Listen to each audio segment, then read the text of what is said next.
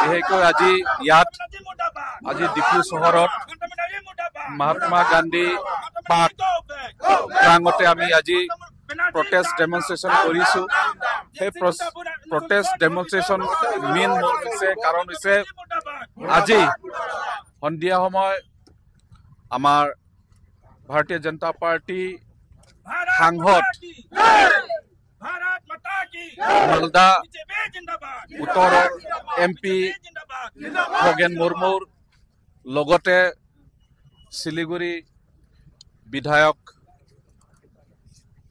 সৰকাৰ ঘোষ তেখেতে দুজনে আজি বান্ধ য'ত বান্ধ হৈছে বান্ধ এলেকাত তেখেতে ভিজিট কৰিব গৈছিলে। বান্ধ ইফেক্টেড ব্যক্তিসকলৰ গোটেই তাত ভিজিট কৰিব গৈছে। সেইটো সময়ত তৃণমূল কংগ্ৰেছৰ গুণ্ডা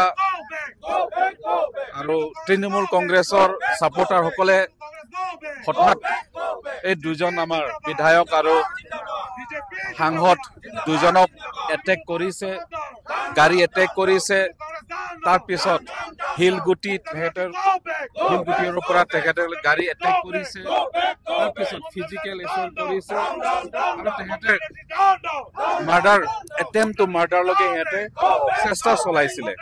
সেইকাৰণে এই ইনচিডেন্ট লৈ পেলাই আমি ভাৰতীয় জনতা পাৰ্টি কালি ডিফু বুলি নহয়, অসম বুলি নহয়, গোটেই ভাৰতবৰ্ষ এই বৰ্তমান প্ৰটেষ্ট চলি আছে।